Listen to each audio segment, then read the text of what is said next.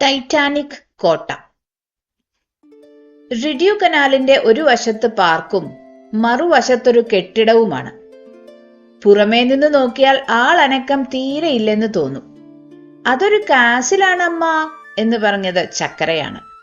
എന്താണെന്നറിയില്ല, തിരിച്ചു പോകുമ്പോൾ നമുക്ക് നോക്കാം എന്ന് ഫോട്ടോ എടുക്കുന്ന തിരക്കിൽ ഉപ്പ വിളിച്ചു പറഞ്ഞു.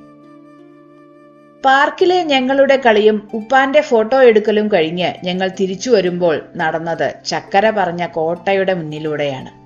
അടുത്തെത്തിയപ്പോഴാണ് അതൊരു ഹോട്ടലാണെന്ന് മനസ്സിലായത്.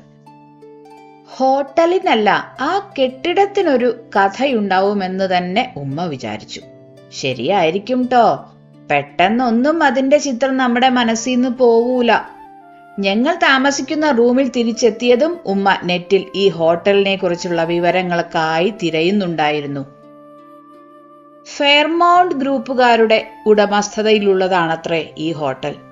അവരുടെ സൈറ്റിൽ കൊടുത്ത വിവരങ്ങളല്ലാതെ മറ്റൊന്നും ഉമ്മാക്ക് കിട്ടിയില്ല. ചക്കര കാസിലാണെന്ന് പറഞ്ഞതുകൊണ്ടാവും ഉമ്മാക്കും അതിനൊരു കഥയുണ്ടാവാമെന്ന് തോന്നിയത്. എന്തായാലും ആരെങ്കിലും പറഞ്ഞു കൊടുത്തതാണോ ഇന്റർനെറ്റിൽ നിന്ന് തിരഞ്ഞു പിടിച്ചതാണോ എന്നറിയില്ല, കഥ ഉമ്മ കണ്ടുപിടിച്ചു. ഹുറേ! 20-ാം നൂറ്റാണ്ടിന്റെ തുടക്കത്തിൽ യൂറോപ്പുകാരനായ ചാൾസ് മെൽവിൻ ഹെയ്സ് നിർമ്മിച്ചതാണ് ഈ ഹോട്ടൽ. ഹെയ്സിന്റെ ഒരു ഡ്രീം പ്രോജക്റ്റ് തന്നെയായിരുന്നു അത്രേ ഇത്. ഹോട്ടലിന്റെ പണിയിൽ തുടക്കം മുതൽ അവസാനം വരെ മറ്റു പണിക്കാരോടൊപ്പം ഹെയ്സും ജോലി ചെയ്തു. കെട്ടിടത്തിന്റെ അവസാന മിനുക്കുപണികൾ നടക്കുന്ന സമയത്താണ് ഹെയ്സിന് കുടുംബത്തിലേക്ക് ചെല്ലേണ്ട അത്യാവശ്യമുണ്ടായത്. എന്നാലും പണികളെല്ലാം തീർത്തു സന്തോഷത്തോടെ യൂറോപ്പിലേക്ക് പോയ ഹെയ്സ് ടൈറ്റാനിക് കപ്പലിലാണ് കാനഡയിലേക്ക് മടങ്ങിയത്. അതെ, മുങ്ങിപ്പോയ ആ കപ്പലിൽ തന്നെ. ഹോട്ടലിന്റെ ഉദ്ഘാടന തീയതിയും കുറിച്ചിട്ടാണ് ഹെയ്സ് കപ്പൽ കയറിയത്. പക്ഷെ സംഭവിച്ചത് മറ്റൊന്നാണ്. പാവം, ഏറ്റവും പ്രിയപ്പെട്ട സ്വപ്നവുമായി ഹെയ്സ് ടൈറ്റാനിക്കിനൊപ്പം അറ്റ്ലാന്റിക് മഹാസമുദ്രത്തിന്റെ ആഴങ്ങളിലേക്ക് പോയി. ടൈറ്റാനിക്കിലെ യാത്രക്കാരുടെ പേരുവിവരങ്ങൾ തിരഞ്ഞാൽ ഹെയ്സിന്റെ പേരും കാണാം. ഹോട്ടലിന്റെ ഉദ്ഘാടന തീയതി നീട്ടിവെക്കരുതെന്നായിരുന്നു ഹെയ്സിന്റെ ബന്ധുക്കളുടെ ആവശ്യം.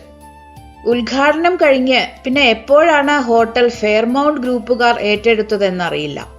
സത്യാണോന്നറിയില്ല, ആ ഹോട്ടലിൽ താമസിച്ച ചിലർക്കൊക്കെ ആരുടെയോ ഒരു അദൃശ്യ സാന്നിധ്യം അനുഭവപ്പെടാറുണ്ടത്രേ. പക്ഷെ ഒന്നുണ്ട്, കാണുന്നവരുടെ ശ്രദ്ധയാകർഷിക്കുന്ന എന്തോ ഒരു പ്രത്യേകത ആ കെട്ടിടത്തിനുണ്ട്. ഹെയ്സ് അത്രയ്ക്ക് ഇഷ്ടപ്പെട്ട് ഉണ്ടാക്കിയതല്ലേ. അതുകൊണ്ട് അവിടേക്ക് വിരുന്നു വരുന്ന ആളുകളിൽ ഹെയ്സിനെ തിരഞ്ഞു കാണാത്തത് കൊണ്ടാവും അതിങ്ങനെ സങ്കടപ്പെട്ട് നിൽക്കണേ എന്നാണ് ഉമ്മ പറയുന്നത്.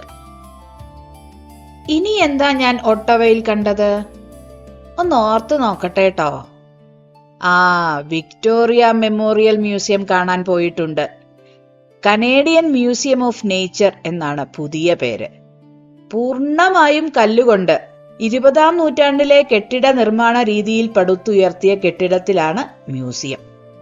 കൂറ്റൻ വാതിൽ തള്ളി തുറന്നു അകത്തു കടന്നാൽ ആദ്യം കാണുക വലിയ ബാനറിൽ എഴുതി വച്ചിരിക്കുന്ന "When nature speaks, are we listening" എന്ന വാചകമാണ്. അത് വായിക്കാതെ ആർക്കും മുന്നോട്ട് പോകാൻ പറ്റില്ല. 4 നിലകളുണ്ട് മ്യൂസിയത്തിന്. ഏറ്റവും താഴെ നിലയിൽ സ്വീകരണ സ്ഥലവും ടിക്കറ്റ് കൗണ്ടറും പിന്നെ ഒരു ചെറിയ ഭക്ഷണശാലയുമുണ്ട്. 1-ാം നിലയിലാണ് ദിനോസോറുകളുടെ മോഡലുകളും അസ്ഥിയും മുട്ടകളും ഒക്കെ വെച്ചിരിക്കുന്നത്. നമ്മളെപ്പോലെ ഒരിക്കൽ ഈ ഭൂമിയിൽ ഇവരൊക്കെ ഉണ്ടായിരുന്നു എന്ന് വിശ്വസിക്കാൻ വയ്യ.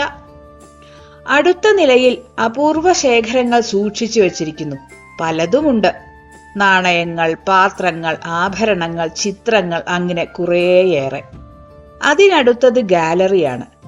മാമൽ ഗാലറിയും പക്ഷികളുടെ ഗാലറിയുമുണ്ട്. കാനഡയിലുള്ള വന്യജീവികളെയും പക്ഷികളെയും ഗാലറിയിൽ പ്രദർശിപ്പിച്ചിരിക്കുന്നു. ഹിമകരടി മഞ്ഞിൽ കൂട്ടമായി നിൽക്കുന്നതും വിരിഞ്ഞ വലിയ കൊമ്പുള്ള മൂസിനെയും മാനുകളെയും പക്ഷികളെയും ഒക്കെ വളരെ സൂക്ഷ്മമായി ഉണ്ടാക്കിയിട്ടുണ്ട്. ഇവയെക്കുറിച്ച് വായിക്കാനും ഇവയുടെ ശബ്ദം കേൾക്കാനും സൗകര്യമുണ്ട് ട്ടോ. അവസാനമായി കണ്ടത് മദർ നേച്ചറിന്റെ ദേഷ്യം പിടിച്ച മുഖഭാവങ്ങളാണ്. കൊടുങ്കാറ്റും ഭൂകമ്പവും സുനാമിയും ചുഴലിക്കാറ്റും. നമ്മളൊക്കെ ശ്രദ്ധയില്ലാതെ പെരുമാറിയിട്ടാണ് പ്രകൃതി ഇതുപോലെ പ്രതികരിക്കുന്നത്. മനുഷ്യരെ മാത്രല്ല, പ്രകൃതിയെയും ബഹുമാനിക്കണം. വെള്ളം വെറുതെ കളയരുത് എന്നൊക്കെ ഞങ്ങൾക്ക് ഹോട്ട് ചോക്ലേറ്റ് വാങ്ങിച്ചു തരുമ്പോൾ ഉപ്പ പറയുന്നത് ശ്രദ്ധിക്കാതെ ചക്കര മഫിൻ തിന്നുന്ന തിരക്കിലായിരുന്നു. കഴിച്ചു കഴിഞ്ഞാൽ ഇവിടുന്ന് പോവാന്ന് ഉമ്മ പറഞ്ഞപ്പോഴുണ്ട് ചക്കര വീണ്ടും സ്റ്റോൺ വാൾ ഗാലറിയിലേക്ക് പോന്നു. ബാഗ് മറന്നു വെച്ചിട്ടുണ്ടാകുമെന്നാ ഞാൻ കരുതിയേ. അതൊന്നുമല്ല, കൊടുങ്കാറ്റ് എങ്ങനെയുണ്ടാകും എന്നറിയാനായി അവിടെ വെച്ച സിമുലേറ്ററിൽ അവന് കയറണം. എടാ നീ പാറിപ്പോകും എന്നൊക്കെ ഉമ്മ പറഞ്ഞു നോക്കി. ചക്കരയ്ക്ക് അതിൽ കയറിയേ പറ്റൂ. വാശി തന്നെ. അവസാനം ഉപ്പ പൈസയൊക്കെ കൊടുത്ത് കാറ്റ് സെറ്റ് ചെയ്ത് അവനെ അതിൽ കയറ്റി. കൂടുപോലെയുള്ള സിമുലേറ്ററിന്റെ വാതിൽ അടച്ചു കൊളുത്തിട്ടു. കാറ്റടിക്കാൻ തുടങ്ങിയപ്പോൾ അവൻ ശരിക്കും പേടിച്ചു എന്നാ തോന്നുന്നത്. കൂടിന്റെ ഒരു ഭാഗത്ത് കണ്ണാടിയുള്ളത് കൊണ്ട് ഞങ്ങൾക്ക് അവനെ കാണാം.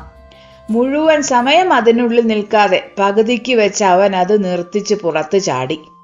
കളിയാക്കിയാൽ കരഞ്ഞാലോന്ന് കരുതി ആരും ഒന്നും മിണ്ടിയില്ലാട്ടോ.